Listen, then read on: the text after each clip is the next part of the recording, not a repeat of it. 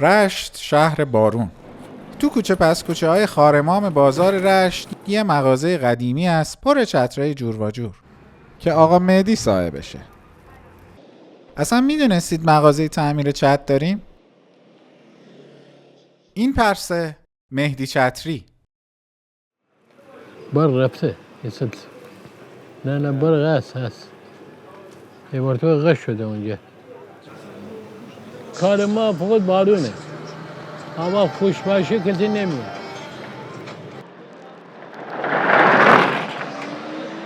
آقا مهدی حوصله کار نداشت، اما منت سر ما گذاشت قرار شد یه چتر رو تعمیر کنه.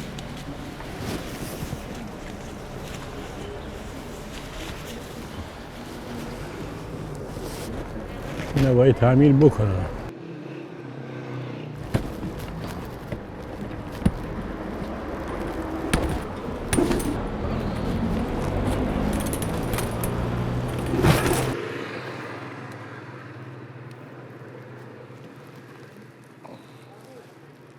سلام قربان سلام. یک دو سی چهار پنج شش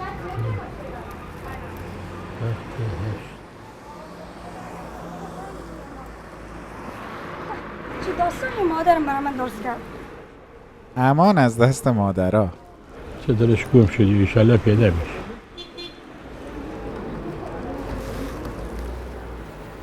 اوی همان از دست بزرگا.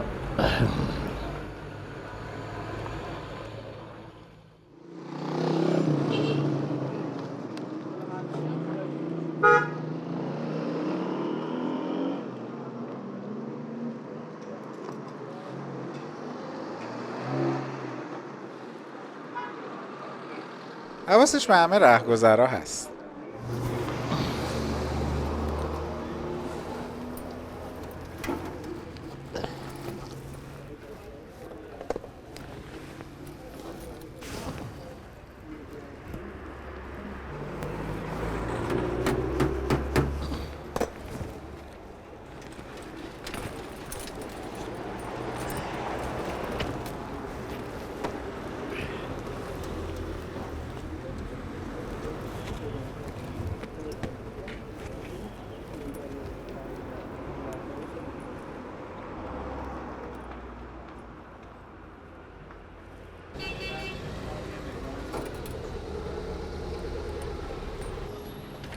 اصلی ما اینه میدونی. شغل من اینه عادت من. ماواره اومد شبکه آرمان اومد من پرسید ماشاءالله چقدر چدر داری؟ از چتره را چیکار میکنی تو؟ و صاحبش میتونه پیدا کنه؟ بگم نه صاحبش میاره میذاره یک ساعت دیگه 6 ماه دیگه نمیتونه پیدا کنه. دو تا میندازم پایین یکی بر میده.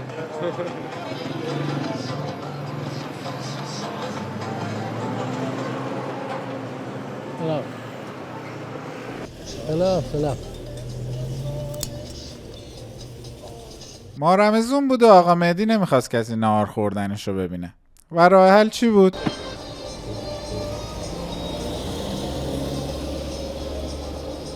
سلام.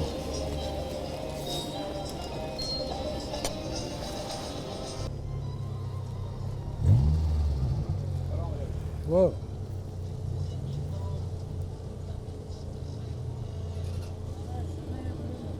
بچه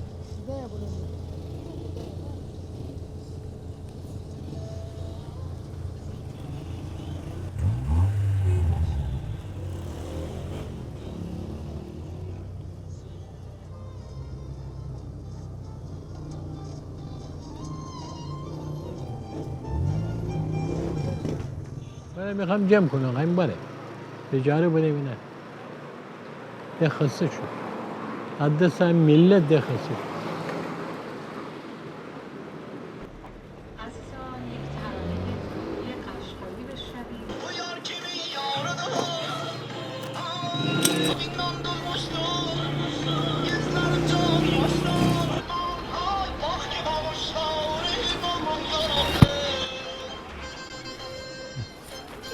و تمام. یهویی چت درست شد. ما هم مثل شما جا خوردیم. راستی لایک و سابسکرایب یادتون نره.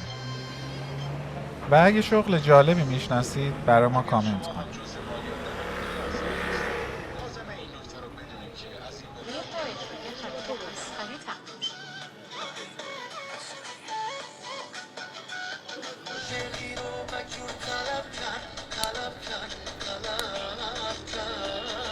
خیلی مدت خراب بود، میخواستم درست کنم، تنبلی کرده. صاحبش هم 10 بار اومد جوری ما بود سر طرف خدا اینا درست.